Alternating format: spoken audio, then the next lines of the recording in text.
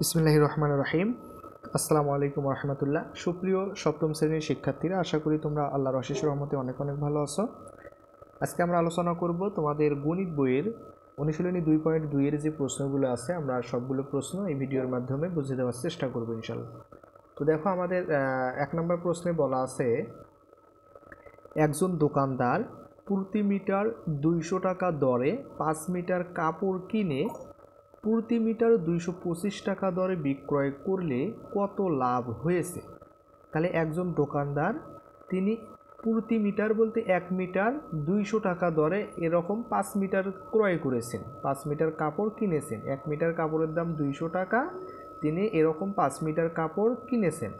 আবার প্রতি মিটার হচ্ছে 225 টাকা দরে বিক্রয় করলেন। তাহলে তিনি কিনেছেন হচ্ছে প্রতি মিটার 200 টাকা দরে, কিনেছিলেন 5 মিটার, এবং তিনি প্রতি মিটার 225 টাকা দরে বিক্রয় করলেন। এখন কত লাভ হলো সেটা আমাদেরকে বের করতে হবে। তো দেখেন, আমরা যদি একটু লক্ষ্য করি এখানে, যে 1 মিটার কাপড়ের ক্রয় মূল্য ছিল হচ্ছে 200 টাকা, আর 1 মিটার কাপড়ের বিক্রয় মূল্য ছিল হচ্ছে 225 টাকা। তো এখানে আমরা কি দেখতে পারতেছি? আমরা দেখতে পারতেছি যে ক্রয় মূল্য অপেক্ষা বিক্রয় মূল্য বেশি। দেখেন, এই যে বিক্রয় মূল্য 225, ক্রয় মূল্য 200, তার মানে ক্রয় মূল্য অপেক্ষা বিক্রয় মূল্য বেশি। তাহলে আমরা কি বলতে পারি? যে লাভ হয়েছে, যেহেতু ক্রয় মূল্যের চাইতে বিক্রয় মূল্য বেশি, তাই না? তো এখন দেখেন যে আসলে 1 মিটার কাপড়ে কত টাকা লাভ হয়েছে, 1 মিটার কাপড়ে কত লাভ হয়েছে। তো লাভ সমান আমরা কি জানি? বিক্রয় মূল্য মাইনাস ক্রয় মূল্য। তো বিক্রয় মূল্য ছিল হচ্ছে 1 মিটার কাপড়ের 225 টাকা, আর ক্রয় মূল্য ছিল হচ্ছে 200 টাকা। তো 225 টাকা থেকে 200 টাকা বাদ দিলে 25 টাকা। তার মানে 1 মিটার কাপড়ের লাভ হয়েছে হলো কত টাকা? 25 টাকা। আর তিনি কত মিটার কাপড় কিনেছিলেন? তিনি কাপড় কিনেছিলেন হচ্ছে 5 মিটার। তাহলে আমরা বলতে পারি যে অতএব 5 মিটার কাপড়ের লাভ হবে।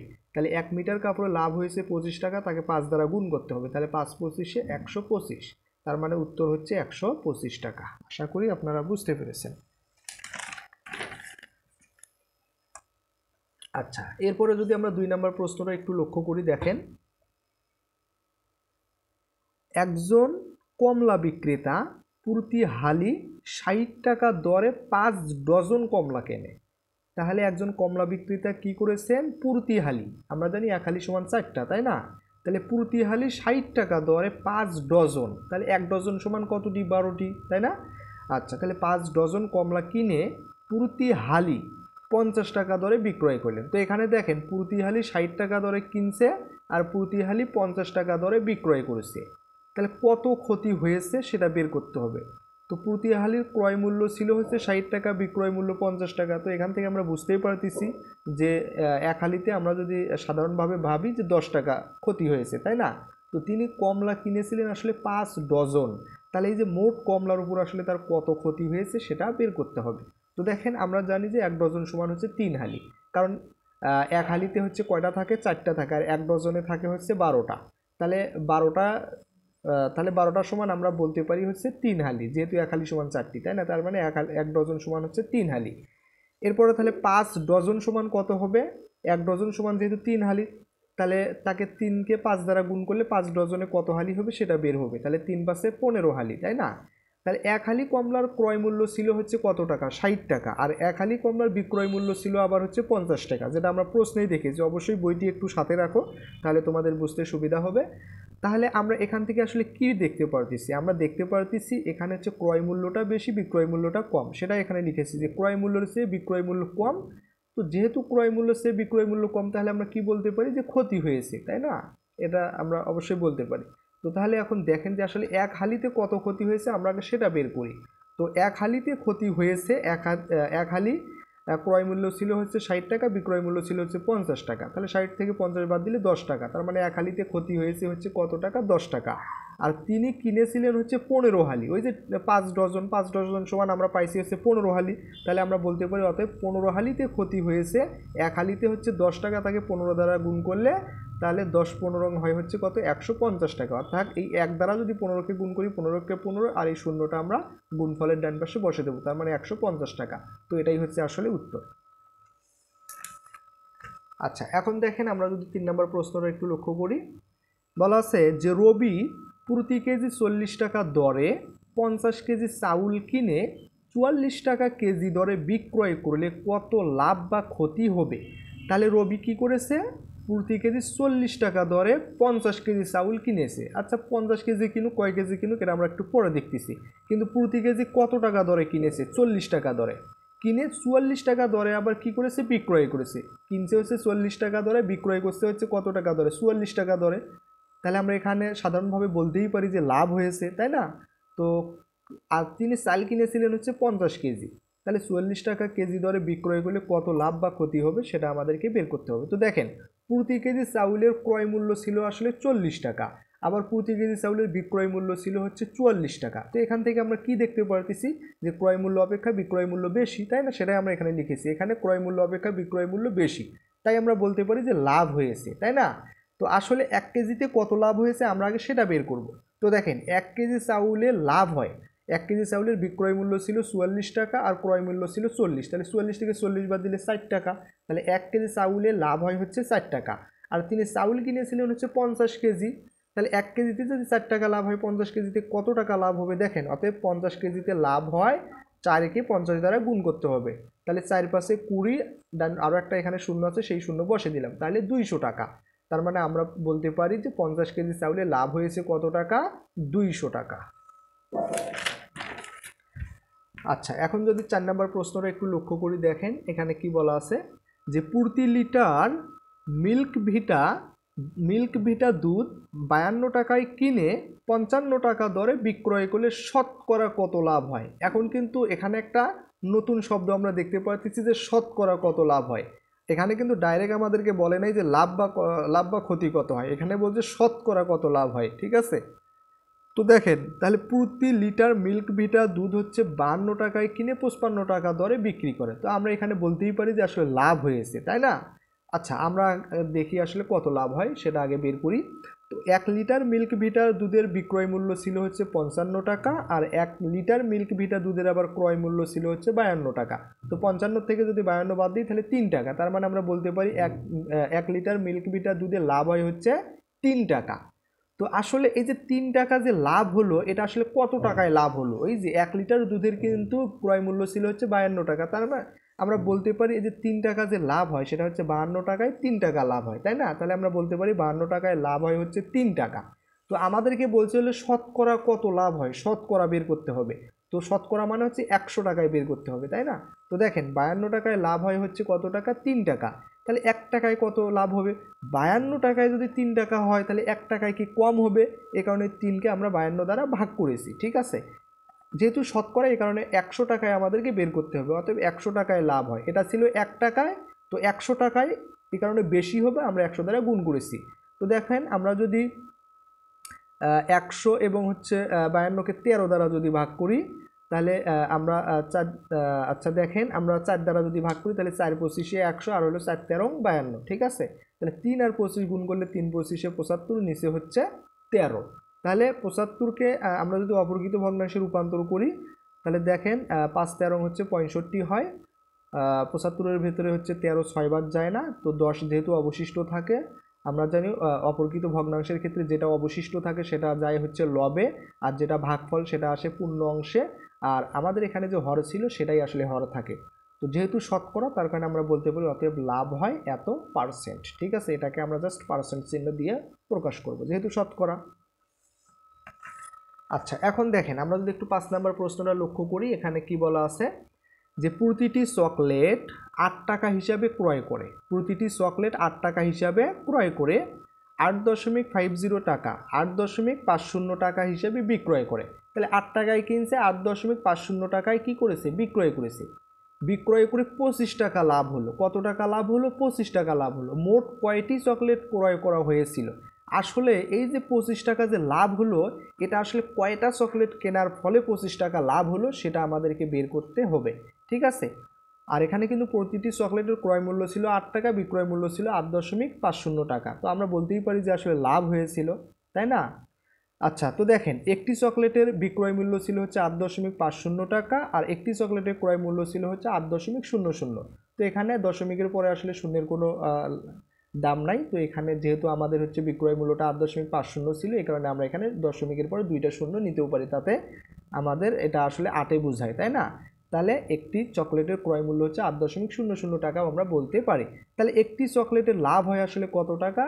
8.50 থেকে 8 টাকা বাদ দিলে আমাদের 0.50 টাকা লাভ হয়। ঠিক আছে, তাহলে দেখেন এই যে 0.50 টাকা লাভ হয় আসলে একটি চকলেট, এখানে বলা ছিল একটি চকলেটে লাভ হয়েছে 0.50 টাকা।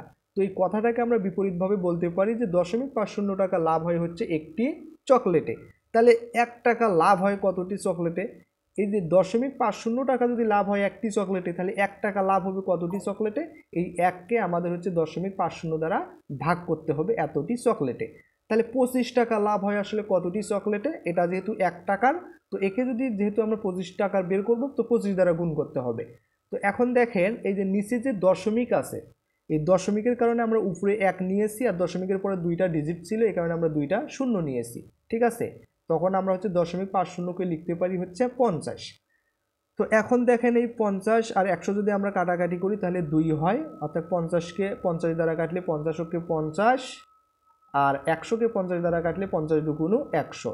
তাহলে 25 আর 2 গুণ করলে 25 দুগুণ 50, তার মানে 25টি চকলেট। ঠিক আছে, এই যে 25 টাকা যে লাভ হয়েছিল, 25 টাকা যে লাভ হয়েছে, 25 টাকা যে লাভ হয়েছিল, এটা আসলে 50টা চকলেটের কারণে লাভ হয়েছিল, বা 50টা চকলেট ক্রয় করা হয়েছিল। ঠিক আছে, আচ্ছা এখন যদি আমরা 6 নম্বর প্রশ্নটা একটু লক্ষ্য করি, দেখেন এখানে কি বলা আছে যে প্রতি মিটার 125 টাকা দরে কাপড় ক্রয় করে 150 টাকা দরে বিক্রয় করলে, তাহলে প্রতি মিটার 125 টাকা দরে কি করা হয়েছে? ক্রয় করা হয়েছে, আর 150 টাকা দরে বিক্রয় করলে দোকানদারের 2000 টাকা লাভ হয়। এখন দোকানদার মোট কত মিটার কাপড় ক্রয় করেছিল সেটা বের করতে হবে। তো দেখেন আগেরটার মতোই সেম টাইপের প্রশ্ন। তো আমরা বলতে পারি যে 1 মিটার কাপড়ের ক্রয় মূল্য, যেটা আমাদেরকে এখানে দেওয়া আছে 150 টাকা, অর্থাৎ বিক্রয় মূল্য আমাদের হচ্ছে 150 টাকা, আর 1 মিটার কাপড়ের ক্রয় মূল্য হচ্ছে 125 টাকা। তাহলে 1 মিটার কাপড়ে আসলে লাভ হয় কত টাকা? 150 থেকে 125 বাদ দিলে তাহলে হবে হচ্ছে 25 টাকা, তাই না? তো এটা হচ্ছে 1 মিটার কাপড়ে লাভ হয় 25 টাকা। তো এই কথাটাকে আমরা উল্টাভাবে একটু বলতে পারি যে 25 টাকা লাভ হয় হচ্ছে 1 মিটার কাপড়ে। যেহেতু আমাদের কত মিটার কাপড় ক্রয় করা হয়েছিল সেটা বের করতে হবে, এই কারণে আমরা কাপড়টা লাস্টে রাখলাম। তাহলে 25 টাকা লাভ হয় হচ্ছে 1 মিটার কাপড়ে, তাহলে 1 টাকা লাভ হবে কত মিটার কাপড়ে? এই 1কে 25 দ্বারা ভাগ করতে হবে। এখন 2000 টাকা যেহেতু লাভ হয়েছিল, তাহলে 2000 টাকা লাভ হবে কত মিটার কাপড়ে? এটা হচ্ছে 1 টাকার, তো 2000 টাকার, এই কারণে 2000 দ্বারা গুণন করলাম। ঠিক আছে, তো দেখেন আমরা যদি 2000কে 25 দ্বারা কাটি তাহলে উপরে পাই হচ্ছে 80, 80 আর 1 গুণ করলে 80 ওকে 80, অর্থাৎ 80 মিটার কাপড়। ঠিক আছে, 80 মিটার কাপড় ক্রয় করার কারণে তার হচ্ছে 2000 টাকা কি হয়েছিল? লাভ হয়েছিল। আচ্ছা এরপরে যদি আমরা 7 নম্বর প্রশ্নটি একটু লক্ষ্য করি, দেখেন একটি দ্রব্য 190 টাকায় ক্রয় করে 175 টাকায় বিক্রয় করলে, তাহলে 190 টাকায় ক্রয় করে 175 টাকা, তাহলে 190 বেশি না 175 বেশি? অবশ্যই 190 বেশি। তাহলে 190 টাকায় ক্রয় করে 175 টাকায় বিক্রয় করলো, তার মানে বিক্রয় মূল্যটা কম। তাহলে শতকরা কত লাভ বা ক্ষতি হলো? তো এখানে আমরা দেখতেই পাচ্ছি আসলে ক্ষতি হয়েছে, কারণ আমাদের ক্রয় মূল্যই ছিল 190 টাকা, বিক্রয় মূল্য হচ্ছে 175 টাকা, আর এখানে আমাদেরকে বের করতে বলছে যে শতকরা কত লাভ বা ক্ষতি। তাহলে দেখেন দ্রব্যটির ক্রয় মূল্য হচ্ছে 190 টাকা, বিক্রয় মূল্য হচ্ছে 175 টাকা। তো এখানে আমরা দেখতে পাচ্ছি ক্রয় মূল্য অপেক্ষা বিক্রয় মূল্য কম, তাই আমরা বলতে পারি যে ক্ষতি হয়েছে। তাহলে ক্ষতি আসলে কত টাকা হলো? 190 থেকে 175 যদি আমরা বাদ দিই তাহলে পাই হচ্ছে 15 টাকা। ঠিক আছে, তাহলে দ্রব্যটিতে আসলে 15 টাকা কি হয়েছে? ক্ষতি হয়েছে।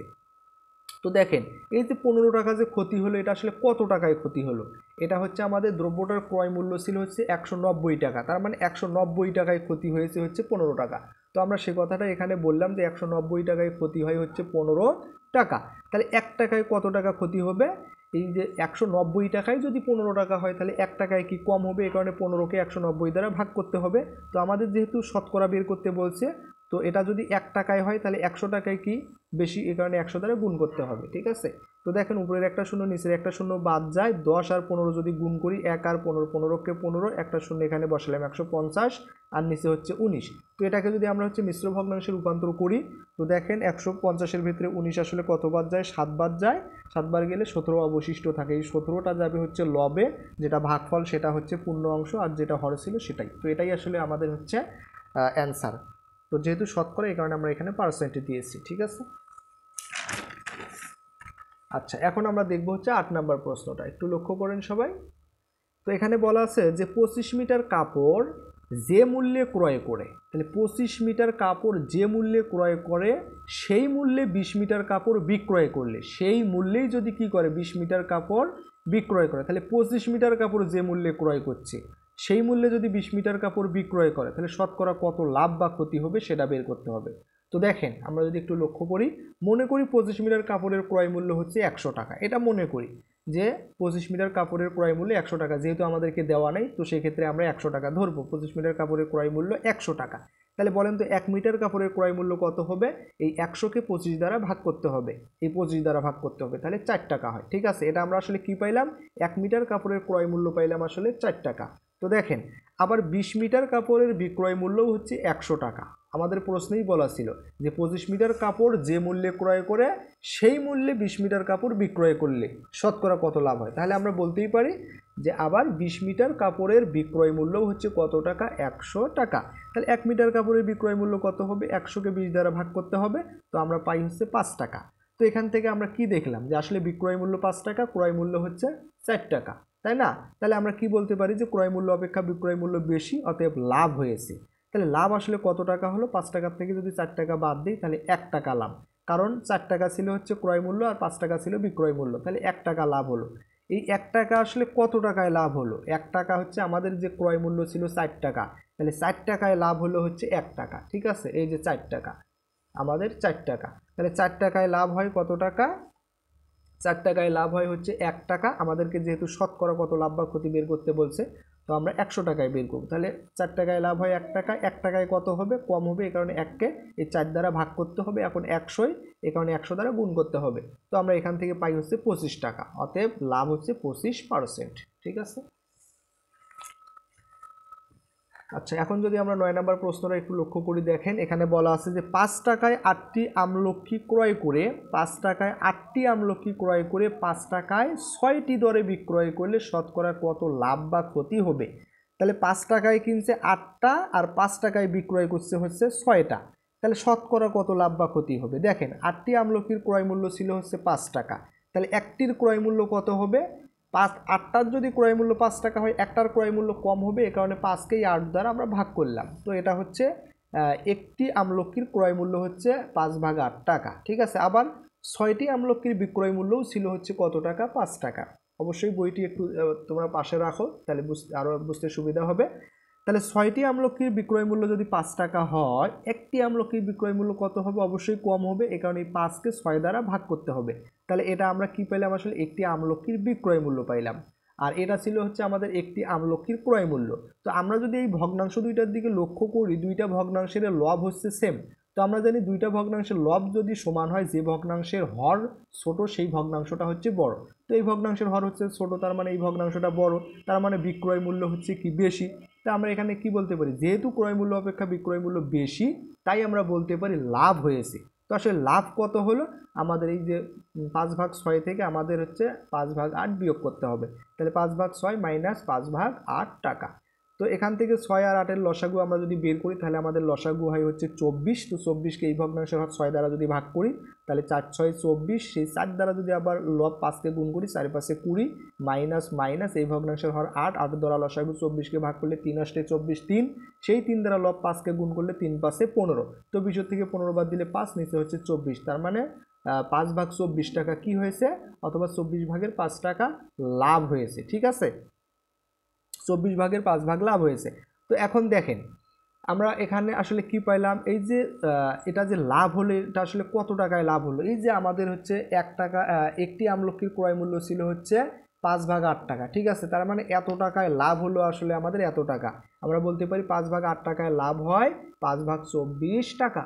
যেহেতু শতকরা বের করতে বলেছে, তাহলে 1 টাকায় কত, 100 টাকায় কত, তাহলে 1 টাকায় যদি বের করতে চাই কম হবে, এই কারণে এটাকে আমাদের এটা দ্বারা কি করতে হবে? ভাগ করতে হবে, আর 100 টাকায় 100 দ্বারা গুণ করতে হবে। তো এই ভাগ চিহ্নটাকে আমরা গুণন চিহ্ন দিয়েছি, তাহলে নিচেরটা উপরে যাবে, উপরেরটা নিচে আসবে। দেখেন 8 গেছে হচ্ছে উপরে আর 5 আসছে হচ্ছে নিচে। তো এই 5 বাদ যায়, 24 আর 8 যদি আমরা কাটাকাটি করি, 8 দ্বারা যদি কাটি, 3×8 24, 8 8, তাহলে 1, নিচে হচ্ছে 3, আর এখানে ছিল হচ্ছে 100, তার মানে 100 আর 1 গুণ করলে 100, আর নিচে হচ্ছে 3। 100কে 3 দ্বারা যদি আমরা ভাগ করি অথবা মিশ্র ভগ্নাংশে রূপান্তর করি, তাহলে 33 আর হচ্ছে 1/3। ঠিক আছে, তো এটা যেহেতু আমাদের শতকরা, এই কারণে আমরা এখানে পার্সেন্ট দিয়ে দিলাম, তাহলে 33 সমস্ত 1/3। আচ্ছা, এরপরে আমাদের যে 10 নম্বর প্রশ্নটা আছে, আমরা যদি একটু লক্ষ্য করি দেখেন, এখানে বলা আছে যে একটি গাড়ির বিক্রয় মূল্য গাড়িটির ক্রয় মূল্যের 5/4 অংশের সমান। তাহলে একটা গাড়ির বিক্রয় মূল্য গাড়িটির ক্রয় মূল্যের হচ্ছে 5/4 অংশের সমান, তাহলে শতকরা লাভ বা ক্ষতি নির্ণয় করো। তো মনে করি গাড়িটির ক্রয় মূল্য হচ্ছে 100 টাকা, যেহেতু আমাদেরকে দেওয়া নাই তো আমরা ধরে নেব বা মনে করব যে গাড়িটির ক্রয় মূল্য 100 টাকা। তাহলে গাড়িটির বিক্রয় মূল্য কত হবে? 100 এর 5/4। তো এর পরিবর্তে আমরা গুণন দিয়ে দিলাম, 100কে 5 দ্বারা কাটলে 20, তাহলে 4 20 80, তাহলে 80 টাকা। তাহলে গাড়িটির বিক্রয় মূল্য হচ্ছে 80 টাকা। তাহলে এখানে আমরা দেখতে পাচ্ছি ক্রয় মূল্য অপেক্ষা বিক্রয় মূল্য কম, তাই আমরা বলতে পারি যে ক্ষতি হয়েছে। ঠিক আছে, তো আমাদেরকে শতকরা কত লাভ বা ক্ষতি নির্ণয় করো। তো শতকরা, এই কারণে আমাদের 100 টাকায় বের করতে হবে, তাই না? তো আসলে আমরা গাড়িটির ক্রয় মূল্য কত টাকা ধরেছিলাম? 100 টাকা ধরেছিলাম। ঠিক আছে, তো আমাদেরকে কিন্তু আবার শতকরা বলতে 100 টাকাই বের করতে হচ্ছে। তো এখানে একটু ভালো করে লক্ষ্য করেন, গাড়িটির ক্রয় মূল্য আমাদের দেওয়া ছিল না, আমরা 100 টাকা ধরে নিয়েছিলাম, তাই না? তো তাহলে আমরা দেখেন, আমরা বলতে পারি যে ক্ষতি আসলে কত। আমাদের ক্রয় মূল্য হচ্ছে 100 টাকা, বিক্রয় মূল্য হচ্ছে 80 টাকা। 100 থেকে 80 বাদ দিলে 20 টাকা। তো আসলে এই 20 টাকা আমাদেরকে যেহেতু শতকরায় বের করতে বলেছে, আর আমরা এই 20 টাকা আসলে কত টাকায় বের করলাম? এই যে গাড়িটির ক্রয় মূল্য ছিল হচ্ছে 100 টাকা, তার মানে 100 টাকায় হচ্ছে 20 টাকা। ঠিক আছে, ক্ষতি হয়েছে, তার মানে এটাই হচ্ছে আসলে আমাদের শতকরা পার্সেন্ট। ঠিক আছে, তাহলে ক্ষতি সমান সমান হচ্ছে 20%, কারণ এই 20টাই হচ্ছে আসলে 100 টাকায় আমরা বের করলাম। আচ্ছা, এরপরে দেখেন, আমরা যদি 11 নম্বর প্রশ্নটা একটু লক্ষ্য করি, এখানে কি বলা আছে যে একটি দ্রব্য 400 টাকায় বিক্রয় করলে যত ক্ষতি হয়, একটি দ্রব্য 400 টাকায় বিক্রয় করলে যত ক্ষতি হয়, 480 টাকায় বিক্রয় করলে তার 3 গুণ লাভ হয়। তাহলে 400 টাকায় বিক্রয় করলে যত ক্ষতি হয়, আবার হচ্ছে 480 টাকায় বিক্রয় করে তার 3 গুণ লাভ হয়, অর্থাৎ যেটা ক্ষতি হয়েছিল সেটার হচ্ছে 3 গুণ লাভ হয় যদি 480 টাকায় বিক্রয় করা হয়। তাহলে দ্রব্যটির ক্রয় মূল্য কত সেটা বের করতে হবে। তো দেখেন, মনে করি দ্রব্যটি হচ্ছে 480 টাকায় বিক্রয় করলে ক্ষতি হয় ক টাকা, এটা আমরা ধরে নিলাম যে মনে করি 400 টাকায় বিক্রয় করলে ক্ষতি হয় হচ্ছে ক টাকা। তাহলে যদি 400 টাকায় বিক্রয় করলে ক্ষতি ক টাকা হয়, তাহলে ক্রয় মূল্য আসলে কত হবে? এই 400-র সাথে যদি আমরা ক যোগ করি, তাহলে সেটাই কিন্তু আসলে ক্রয় মূল্য, কারণ আমাদের হচ্ছে 400 টাকা ছিল হচ্ছে ক্রয় মূল্য, তো ক্ষতি আবার হচ্ছে ক টাকা। ঠিক আছে, তাহলে আমাদের আসলে অর্থাৎ 400 টাকায় বিক্রয় করে যত ক্ষতি হয়েছিল সেটা আমরা ধরেছি হলো ক। ঠিক আছে, তাহলে ক্রয় মূল্য আসলে কত হবে? 400-র সাথে যদি কটা যোগ করি, কারণ এই 400 টাকায় বিক্রয় করাই কিন্তু ক টাকা ক্ষতি হয়েছিল, তার মানে 400-র সাথে ক যোগ করলে কি আমাদের যেটা আসল সেটা আমরা পাবো, বা যে মূল্যে ক্রয় করেছিলাম সেটা পাবো, তাই না? তাহলে ক্রয় মূল্য আসলে কত হবে? 400 যোগ ক, যেটা ক্ষতি হয়েছিল সেটা 400 যোগ ক টাকা। আবার হচ্ছে দ্রব্যটি যদি আমরা 480 টাকায় বিক্রয় করি, তাহলে লাভ হয় আসলে কত টাকায়? ক্ষতি যে ক টাকা তার 3 গুণ লাভ হয়, তাহলে আমরা বলতে পারি 3 ক টাকা লাভ হয়। ঠিক আছে, লাভ হয় হচ্ছে কত টাকা?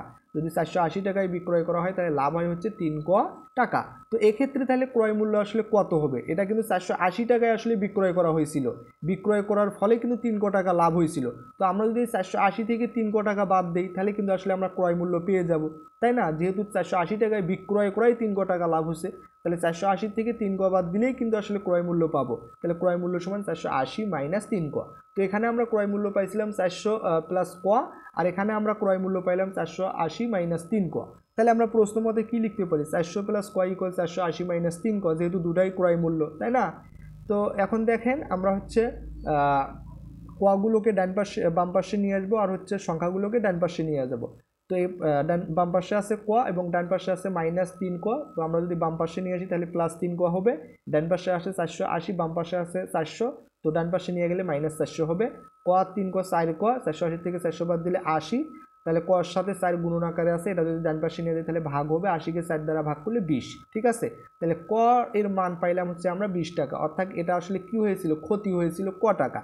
তাহলে ক্রয় মূল্য আসলে ক টাকা, কত টাকা ক্রয় মূল্য? তাহলে হবে হলো 400-র সাথে এই যে ক্ষতি 20 টাকা সেটা, তাহলে 400 যোগ 20 ইকুয়াল হচ্ছে 420 টাকা। তো এটাই হচ্ছে আমাদের অ্যান্সার। আচ্ছা, এখন যদি আমরা 12 নম্বর প্রশ্নটি একটু লক্ষ্য করি, দেখেন এখানে বলা আছে যে একটি ঘড়ি 625 টাকায় বিক্রয় করলে 10% ক্ষতি হয়। তাহলে একটা ঘড়ি যদি আমি 625 টাকায় বিক্রয় করি তাহলে কত টাকা ক্ষতি হয়? 10% ক্ষতি হয়। 10% বলতে কী বোঝাচ্ছে? 100 টাকায় 10 টাকা ক্ষতি হয়, ঠিক আছে। কত টাকায় বিক্রয় করলে আসলে 10% লাভ হবে, অর্থাৎ 100 টাকায় 10 টাকা লাভ হবে, সেটা আমাদেরকে বের করতে হবে। তো দেখেন, ধরি ক্রয় মূল্য হচ্ছে 100 টাকা, তাহলে 10% ক্ষতিতে বিক্রয় মূল্য কত হবে? ক্রয় মূল্য যদি 100 টাকা হয়, 10% ক্ষতিতে 100 টাকায় ক্ষতি হয় 10 টাকা, আমরা শুরুতেই বলেছি। তাহলে ক্রয় মূল্য 100 টাকা হলে 10% ক্ষতিতে বিক্রয় মূল্য কত হবে? 100 থেকে 10 বাদ দিতে হবে 90 টাকা, ঠিক আছে। আবার হচ্ছে 10% লাভে বিক্রয় মূল্য কত হবে? ক্রয় মূল্য যদি 100 হয় তার সাথে 10 যোগ করতে হবে, যদি 10% লাভে, তাহলে 100 যোগ 10 ইকুয়াল 110 টাকা। তো আসলে এখানে আমরা কি দেখতে পারতেছি? এই যে 90 টাকা আসলে 10% ক্ষতিতে বিক্রয় মূল্য, আর হচ্ছে 110 টাকা আসলে 10% লাভে বিক্রয় মূল্য, তাই না? তো এটাকে আমরা আসলে এভাবে লিখতে পারি যে 90 টাকার পরিবর্তে বিক্রি করতে হবে হচ্ছে আসলে আমাদের 110 টাকায়। 110 টাকা আসলে কি 10% লাভে বিক্রয় মূল্য, যেহেতু আমাদের 10% লাভে বের করতে হবে, এ কারণে আমরা কথাটা আসলে এভাবে বলতে পারি যে 90 টাকার পরিবর্তে বিক্রি করতে হবে আসলে কত টাকায়? 110 টাকায়। তাহলে 1 টাকার পরিবর্তে বিক্রয় করতে হবে আসলে কত টাকায়? 110কে 90 দ্বারা ভাগ করতে হবে। আর বিক্রয় ছিল আসলে হচ্ছে 625 টাকার কথা প্রশ্নে বলা ছিল, তো আসলে 625 টাকায় বিক্রি করলে তো আর হবে না, তাহলে 625 টাকার পরিবর্তে, তো দেখেন এখানে কিন্তু আমরা সেভাবেই প্রশ্নটা সাজিয়েছি, তাহলে 625 টাকার পরিবর্তে বিক্রি করতে হবে আসলে কত টাকায়? এটা আসলে হচ্ছে 1 টাকার পরিবর্তে বিক্রি করতে হবে কত টাকায়? তাহলে 625 টাকা, এই কারণে 625 দ্বারা গুণ করতে হবে, ঠিক আছে। তো এখান থেকে আমরা যদি কাটাকাটি করি, 0 0 বাদ যায়, নিচের একটা শূন্য উপরের একটা শূন্য বাদ যায়, আমরা যদি 11 আর 625 গুণ করি তাহলে 6875, নিচে হলো 9, তো 9 দ্বারা আমরা যদি এটাকে মিশ্র ভগ্নাংশে রূপান্তর করি তাহলে 763 সমস্ত 8/9 টাকা। তো এটাই হচ্ছে আসলে আমাদের অ্যান্সার, ঠিক আছে। আশা করি আপনারা বুঝতে পেরেছেন। তো এই অংশটুকু অবশ্যই আপনারা একটু ভালো করে দেখেন। আচ্ছা, এরপরে দেখেন, এরপরে যে হচ্ছে 13 নম্বর প্রশ্নটা আছে, মাইশা প্রতি মিটার 20 টাকা দরে 15 মিটার লাল ফিতা ক্রয় করলো। তাহলে মাইশা কি করলো? প্রতি মিটার 20 টাকা দরে, 1 মিটার ফিতার দাম হচ্ছে 20 টাকা দরে 15 মিটার লাল ফিতা ক্রয় করলো। ভ্যাটের হার হচ্ছে 4 টাকা, ভ্যাটের হার অর্থাৎ 100 টাকায় হচ্ছে কত টাকা? 4 টাকা।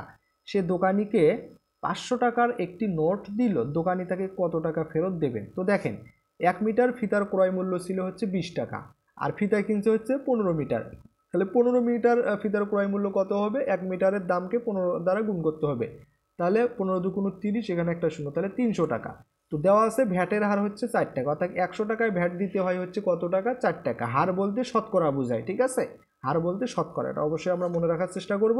তাহলে 100 টাকায় ভ্যাট দিতে হয় 4 টাকা, 1 টাকায় কত? 4/100, যেহেতু 100 টাকায় যদি 4 টাকায় 1 টাকায় কম, এই কারণে 4কে 100 দ্বারা ভাগ, আর 300 টাকা যেহেতু 300 টাকার ফিতা কিনছিল, ঠিক আছে, তাহলে 300 টাকায় আসলে কত ভ্যাট দিতে হবে? এই কারণে 300 দ্বারা গুণন, তো নিচের দুইটা শূন্য উপরের দুইটা শূন্য বাদ যায়, 3 আর 4 গুণ করলে 3 4 12, তাকে 1 দ্বারা ভাগ করলে 12 টাকা, ঠিক আছে। তাহলে 300 টাকায় আসলে তাকে ভ্যাট দিতে হবে 12 টাকা। তো তার হচ্ছে ভ্যাট সহ ফিতার ক্রয় মূল্য আসলে কত? ফিতার ক্রয় মূল্য ছিল 300 টাকা, আবার ভ্যাট হচ্ছে 12 টাকা, তাহলে 300 আর 12 312 টাকা, ঠিক আছে। তো দোকানিকে তিনি দিয়েছিলেন হচ্ছে 500 টাকা, তাহলে দোকানি ফেরত দিবে কত টাকা? 500 টাকার থেকে 312 টাকা বাদ দিতে হবে, বাদ দিলে হয় 188 টাকা। তো এই টাকাটা আসলে দোকানি তাকে ফেরত দেবে। তো আমাদের সর্বশেষ আর 2টি প্রশ্ন আছে, আমরা যদি একটু লক্ষ্য করি, দেখেন এখানে বলা আছে যে মিস্টার রায় একজন সরকারি কর্মকর্তা, তিনি তীর্থস্থান পরিদর্শনের জন্য ভারতে যাবেন, ঠিক আছে। যদি বাংলাদেশি 1 টাকা সমান ভারতীয় 0.85 রুপি হয়, তবে ভারতীয় 42,500 রুপির জন্য বাংলাদেশের আসলে কত টাকা প্রয়োজন হবে সেটা বের করতে হবে। তো খুবই সহজ একটা প্রশ্ন। দেখেন, তো আসলে বাংলাদেশের টাকার পরিমাণ বের করতে হবে, এই কারণে বাংলাদেশের টাকাটা আমরা ডান পাশে রাখবো, সমাধানের ডান পাশে। তো দেখেন, তাহলে 0.85 রুপি সমান হচ্ছে 1 টাকা, তাহলে 1 রুপি সমান কত হবে? এত রুপি সমান যদি 1 টাকা হয় তাহলে 1 রুপি সমান কি হবে? অবশ্যই টাকার পরিমাণ কমবে, এই কারণে আমরা কি করব? অর্থাৎ তাহলে এত রুপি সমান যদি 1 টাকা হয় তাহলে 1 রুপি সমান কত হবে? এই যে 1 টাকাকে আমাদের হচ্ছে 0.85 দ্বারা কি করতে হবে? ভাগ করতে হবে, ঠিক আছে। আর রুপি হচ্ছে 42,500, এই কারণে 42,500, এই কারণে 42,500 দ্বারা গুণ করতে হবে, ঠিক আছে। এখানে আমাদের আসলে 5 হবে, ঠিক আছে, এটা হবে 5, তাহলে 42,500। তো এই যে নিচে যে 0.85 আছে, তো দশমিকের কারণে উপরে 1 নিয়েছি, আর দশমিকের পরে 2টা শূন্যের কারণে 2টা ডিজিটের কারণে 2টা আমরা শূন্য নিয়েছি, আর নিচে তাহলে দশমিকটা উঠে যাবে, হয়ে যাবে হচ্ছে 85। তো 42,500কে 85 দ্বারা যদি ভাগ করি তাহলে হয় 500, 500 দ্বারা 100কে যদি গুণ করি 5 অক্ষে 5, এখানে 2টা শূন্য, এখানে 2টা শূন্য, মোটে 4টা শূন্য আমরা বসে দেবো, তাহলে 50,000 টাকা। ঠিক আছে, তাহলে 42,500 রুপির জন্য বাংলাদেশের আসলে 50,000 টাকার প্রয়োজন হবে। আচ্ছা, এরপরে আমাদের সর্বশেষ যে 15 নম্বর প্রশ্নটি আমরা যদি একটু লক্ষ্য করি, এখানে বলা আছে নীলিম সাহেব একজন চাকরিজীবী, তার মাসিক মূল বেতন হচ্ছে 22,250 টাকা। তাহলে নীলিম সাহেব একজন কি চাকরিজীবী, তার মাসিক মূল বেতন কত টাকা? 22,250 টাকা। বার্ষিক মোট আয়ের, বার্ষিক, এটা হচ্ছে মাসিক বেতন, তার মাসিক মূল বেতন 22,250 টাকা। আর এখানে বলা আছে বার্ষিক মোট আয়ের, বার্ষিক বলতে 1 বছরে। ঠিক আছে, তাহলে বার্ষিক মোট আয়ের প্রথম 2,50,000 টাকার আয়কর 0 টাকা। তার হচ্ছে 1 মাসের আয় মূল বেতন যদি 22,250 টাকা হয়, তাহলে তার বাৎসরিক অর্থাৎ 1 বছরে আসলে একটা টাকা আসবে। ঠিক আছে, সেই টাকার প্রথম 2,50,000 টাকার আয়কর হচ্ছে 0 টাকা। ঠিক আছে, তাহলে পরবর্তী টাকার ওপর আয়করের হার হচ্ছে 10 টাকা হলে, তাহলে পরবর্তী 2,50,000 টাকা বাদ দেওয়ার পর তার যে বাৎসরিক টাকাটা থাকবে সেই টাকার উপর আয়করের হার হচ্ছে 10 টাকা, অর্থাৎ 100 টাকায় 10 টাকা হলে নীলিম সাহেব কর বাবদ কত টাকা পরিশোধ করেন, তো সেটা আমাদেরকে দেখাতে হবে। তো দেখেন, আমরা জানি 1 বছর সমান হচ্ছে 12 মাস, তাহলে নীলিম সাহেবের 1 মাসের আয় হচ্ছে 22,250 টাকা। ঠিক আছে, এটা হচ্ছে 1 মাসের আয়। তাহলে 12 মাসের আয় কত হবে বা বার্ষিক আয়? তাহলে এই যে 22,250কে 12 দ্বারা গুণ করতে হবে, গুণ করলে আমরা পাই 2,67,000 টাকা। ঠিক আছে, 2,67,000 টাকা। তাহলে করযোগ্য আয়ের পরিমাণ, যেহেতু প্রথম 2,50,000 টাকা তাকে কর দিতে হয় না বা 0 টাকা, এ কারণে 2,67,000 থেকে আমরা হচ্ছে 2,50,000 টাকা বাদ দেব। তো যদি বিয়োগ করি তাহলে করযোগ্য টাকার পরিমাণ হয় হচ্ছে 17,000 টাকা। করযোগ্য টাকার পরিমাণ হয় কত টাকা? 17,000 টাকা। এবং বলা ছিল যে হচ্ছে আয়করের হার হচ্ছে 10 টাকা, অর্থাৎ 100 টাকায় দিতে হয় তাকে 10 টাকা, তাহলে 17,000 টাকায় কত টাকা দিতে হবে? তো দেখেন, 100 টাকায় কর দিতে হয় 10 টাকা, তাহলে 1 টাকায় কর দিতে হয় হচ্ছে 10 ভাগ এই 100, আর 17,000 টাকায় দিতে হবে 17,000 দ্বারা গুণ। তো নিচে 2টা শূন্য, উপরে 2টা শূন্য বাদ, নিচে থাকে 1, তাহলে 177 আর 10 যদি আমরা গুণ করি 17 আর 1, 17কে 17, এখানে একটা শূন্য, এখানে একটা শূন্য, 2টা শূন্য আমরা বসে দিলাম, তাকে 1 দ্বারা ভাগ করলে আসলে এটাই হবে, অর্থাৎ 1,700 টাকা। ঠিক আছে, তার যে হলো 17,000 টাকা, এই 17,000 টাকার উপর তাকে কর দিতে হবে আসলে 1,700 টাকা। তো আশা করি আমাদের আজকের যে সপ্তম শ্রেণীর অনুশীলনী 2.2 এর যে প্রশ্নগুলো ছিল এগুলো তোমরা বুঝতে পেরেছো। কোথাও যদি সমস্যা মনে হয় অবশ্যই আমাদেরকে কমেন্টে জানাতে পারো, ইনশাল্লাহ আমরা বুঝে দেওয়ার চেষ্টা করব। তো পরবর্তী ভিডিওর আমন্ত্রণ জানিয়ে এখানেই শেষ করেছি। সবাইকে ধন্যবাদ। আসসালামু আলাইকুম ওয়া রাহমাতুল্লাহ।